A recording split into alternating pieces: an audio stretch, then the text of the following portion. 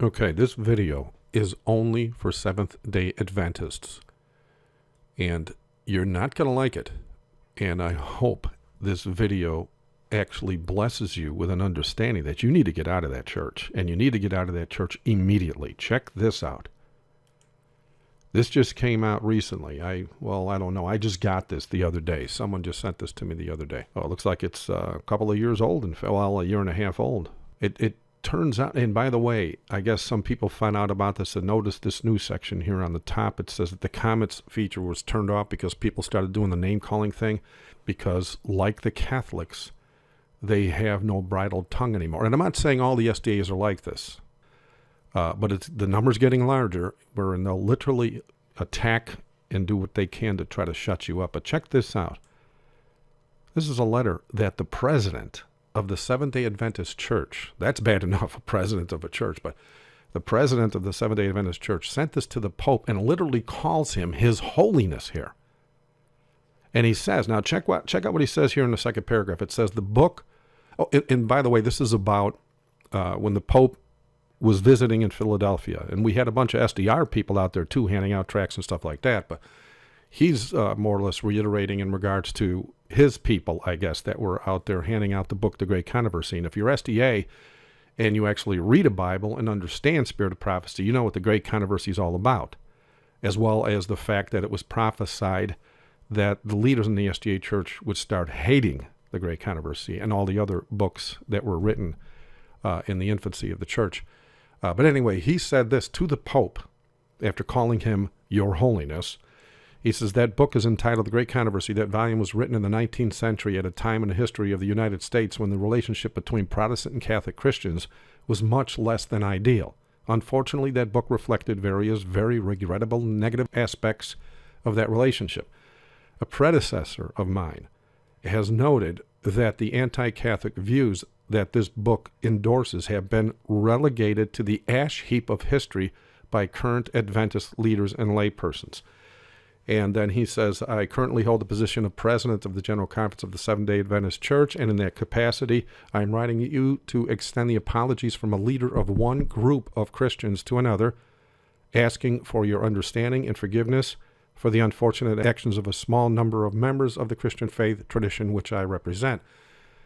Well, the reason the number is small in that church is because every time a Seventh-day Adventist that really reads a Bible and understands Spirit of Prophecy approaches a leader in the church to try to tell them the dangers that they're in and what they're doing from the pulpit is wrong, they kick him out of the church. And that's why he has no problem saying that a small number of members of the Christian faith tradition, which he represents, are doing this. But check this out. This is from Ted Wilson, I guess, right? I believe this is from Ted Wilson. Yep, right there, Ted N.C. Wilson. Now check this out. If you go to remnantofgod.org and you go down to SDA Apostasy, where this video is eventually going to end up anyway. I can't remember exactly where I have it on this site, but I think it's here. There it is. Neil C. Wilson is the one that said that the thought that the Pope is Antichrist has now been consigned to the historical trash heap so far as the Seventh-day Adventist Church is concerned. This is father and son, and he's just doing what his dad taught him to do. And with that said, I've got to ask you, Seventh-day Adventists, why are you still in that church? Why haven't you left? If you want more information, if you want a bunch of information, like on this site here at the SDAapostasy.org, yes, I have the videos of the two pastors declaring that Allah is God on camera and the Quran is just as holy as the Bible. I've got all sorts of pictures. And like, for example, if you go to Evidence and Pictures, where's that at? It's around here somewhere. Oh, there it is. The first, dozen or so pictures up here are from the Seventh-day Adventist yearbook, the school yearbook. This is from Andrews University yearbook. Look at this. That's the Roman Catholic Jesus. The pagan hand signals and the pagan, the orb of Baal and all this stuff. The pictures are just loaded with pagan symbolism, and it's Roman Catholic. And here's one of the leaders that died recently in the SDA Church that's wearing the robe of a Jesuit. That's literally a Jesuit robe. And it gets worse. There's some pictures in here that you're going to be somewhat surprised of, but you might want to go through these. And then you also have a stack of videos.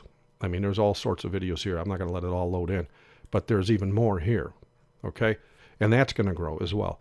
But here's where you're going to want to hang out a little bit, are these articles. I got over 300 on here now. I don't update this website as often because I'm kind of busy on remedytogod.org.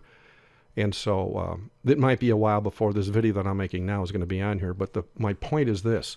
If you want information in regards to the dangers of being an SDA now, and you do understand Spirit of Prophecy, you might want to check out this page. On here, there are tons of statements from Ellen White that you'll never hear from a Seventh-day Adventist pulpit, because it proves what they're saying are lies in regards to the present state of the church. Thank you for watching. God bless.